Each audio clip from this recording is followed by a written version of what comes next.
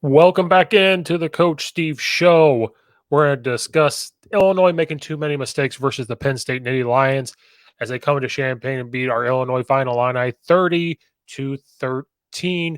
Just way too many mistakes made in this game. We're going to discuss the game, the mistakes that led to the game, and what is kind of next for the U of I as they move forward. Like and subscribe to the YouTube channel. Follow and rate on Apple and iTunes. Follow at Coach_Steve72 on Twitter or X or whatever it's called. Leave a comment in the comment section down below and check out all the affiliates description below as well. We were not able to do a post or a pregame versus Penn State. Had too much going on, and then got to be able to watch the game later on. And Illinois just we're going to try to be as positive as we possibly can with Illinois. Penn State is picked to maybe win the Big Ten. The only two other teams standing in their way apparently is Ohio State and Michigan. People are very high on Penn State this year.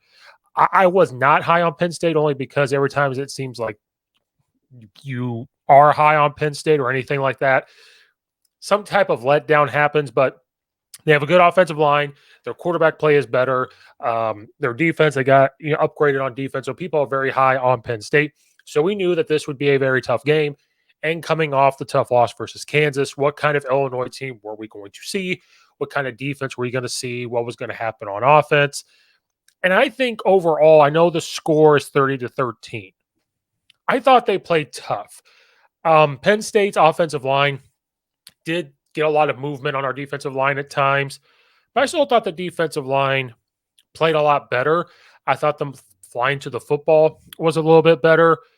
But Penn State also just continued to do what they do. Their quarterback, Drew Allaire, I always say his name wrong. He was 16 of 33 for 208 yards. But overall, he did not play well. They even talked about after the game that he did struggle.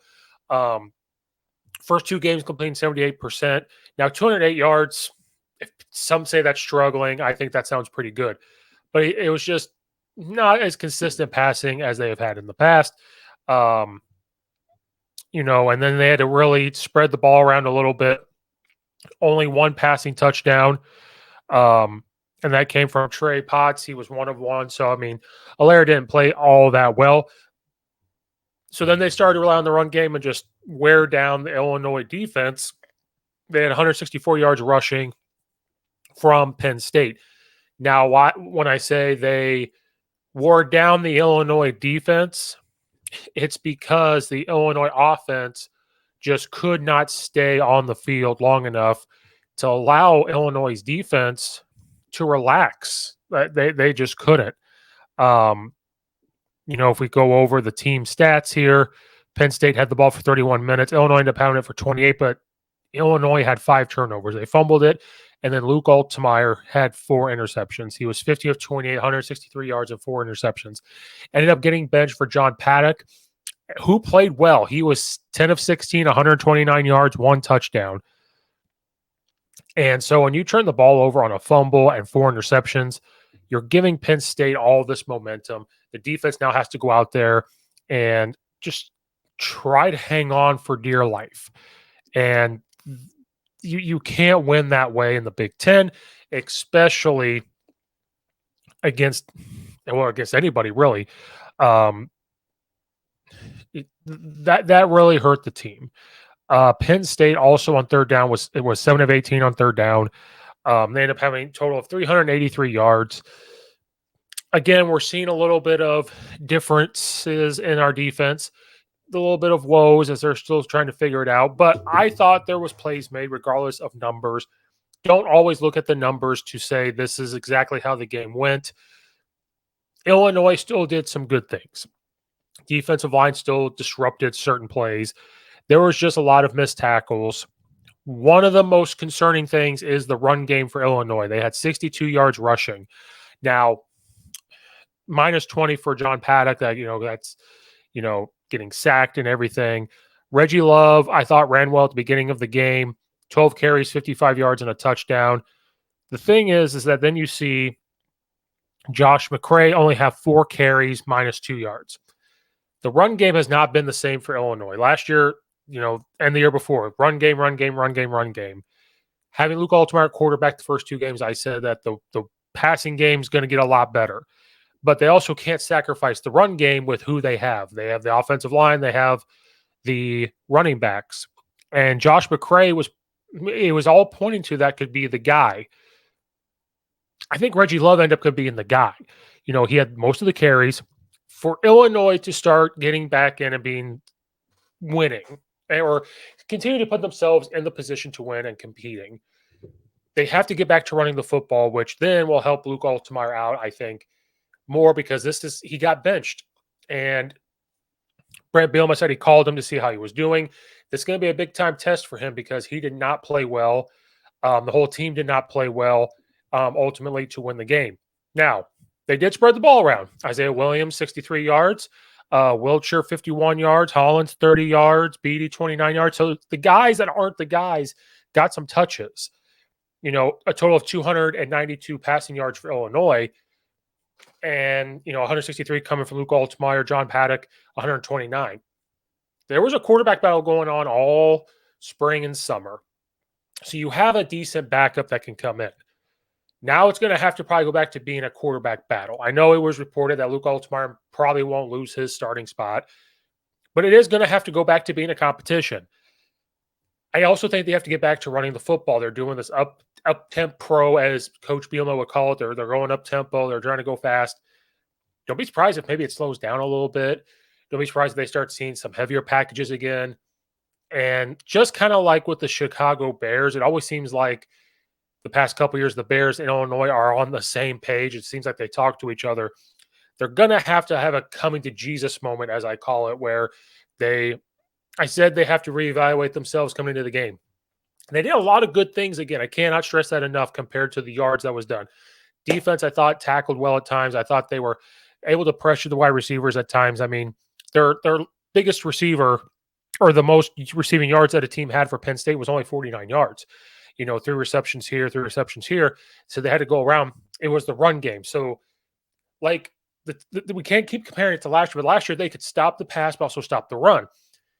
Those linemen are going to need some help from the linebacking core to step up because they're starting to double team, taking 4-on-2 in that 3-4 defense. I think they're going to have to start getting exotic with blitzes. The linebacking core is going to have to help out, take on some blocks to help free up our NFL linemen. The secondary, the safeties and corners are going to continue to get moved around. They're going to continue to try to be put in different positions that's going to benefit them. Offensively, they're just going to start running the football.